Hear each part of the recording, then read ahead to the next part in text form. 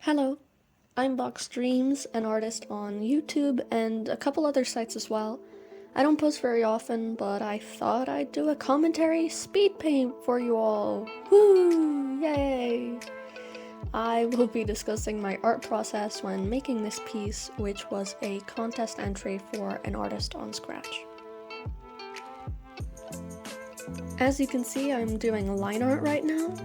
The hair was complicated to do because it was in pigtails, but what I did was I just drew them with ovals in the sketch and then outlined them and cut off some of the lines to give it a more circular, flowing feel.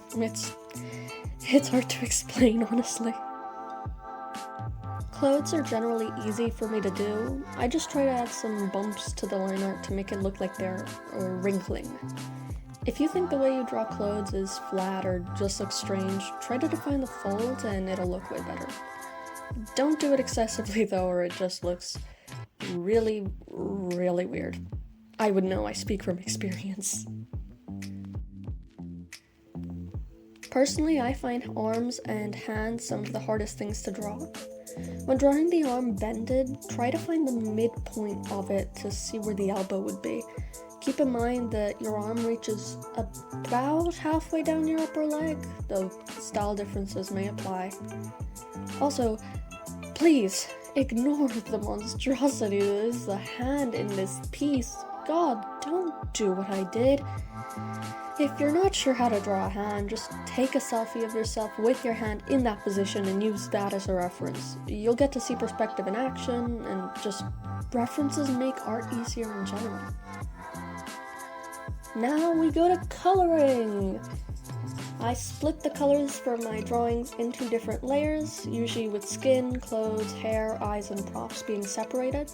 You can see I add a little bit of blush to my character on their extremities, which includes the cheeks, the nose, tips of the ears, and the knuckles on hand. For blush, I recommend using a more reddish orange color, but some skin tones may look better with a more pink color. Also, just make sure it isn't too saturated or opaque, or your character will look like they have a sunburn. For the buttons, I tried to make them look shiny. Texture is a very important thing in art, so just keep that in mind when you're doing coloring and shading. As a baseline, shiny things should have more cell shading and bright highlights, while softer textures should have softer shading and less hard light. Hair is a bit of an in-between. Just try different things and see what works for you. It's hard to explain everything in words.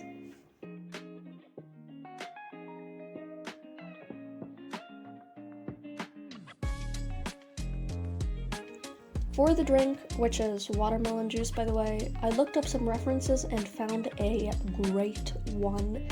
It was a godsend. I would not have been able to draw the drink without it. Remember, always use references. It's not cheating, unlike some people say, it really helps you learn. For the glass, I just used a light blue color and changed the opacity. If you want to learn how to draw landscapes, you can watch some videos online, or you can do what I did. Watch a lot of Bob Ross. And I mean, a lot of Bob Ross. You might not like the realistic style, but I'm not saying you have to draw exactly like that. It's just a good point to start at, and then you can begin changing the style when you understand how the basic background components work. The trees in this drawing aren't very detailed. I just outlined them with the pen tool and added a few more details with the watercolor and flat brush. Things don't need to be complicated when they're not the focus point of the piece. Remember, work smarter, not harder. When drawing trees and grass, just use different shades of green and yellow depending on the season and draw a few tufts of grass.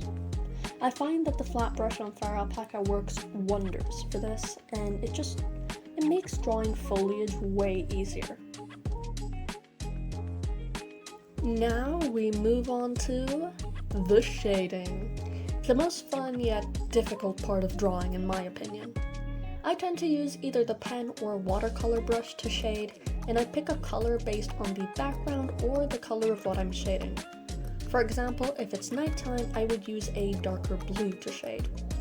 Sometimes this doesn't look good though, so I usually play around with the hue editor until I find what looks right.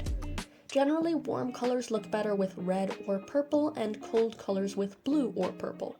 Purple generally looks pretty good as shading on anything.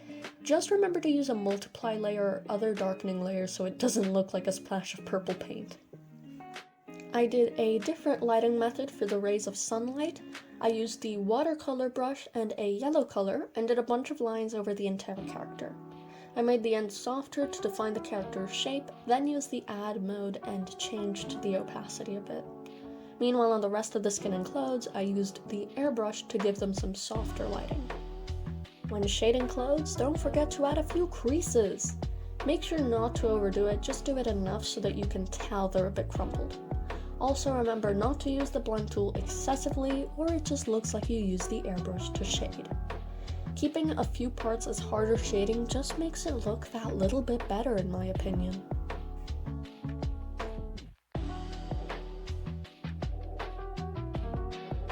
Now my favorite part, the hair. I use a watercolor brush to shade the hair and turn on force fade. This makes it look more like strands of hair. When shading, I mostly just do several lines on different points of the hair, particularly the tips and the bangs, and then do the same thing with lighting.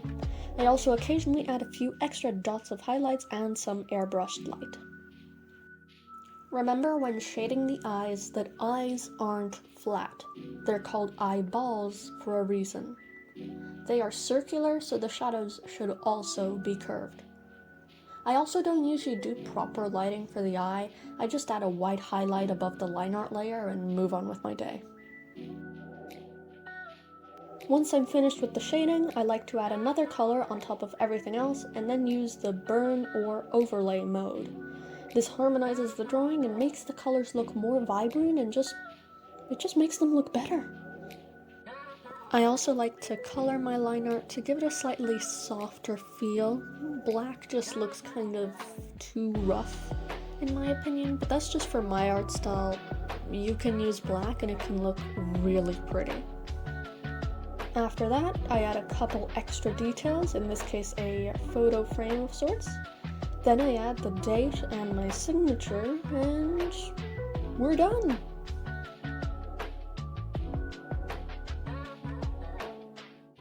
Thank you so much for watching. I hope you liked seeing my art process in action. If you enjoyed the video, please give it a like. If you want to see more of my content in the future, consider subscribing. I have a lot of big plans in mind, including an animatic, and if you're in the Warrior Cats fandom, you might have heard of the Clan Gen Challenge. These videos might take a while since my laptop is crying itself to sleep every night as it gets weaker and weaker, but they will come out eventually. If you just want to see more of my art, follow me on Instagram at boxdaydreams and check out the description for more social media links. I have another contest entry I did as well, so please comment below if you'd like to see that one too. Otherwise, I'll just keep it all to myself. Anyway, this has been Box, signing out.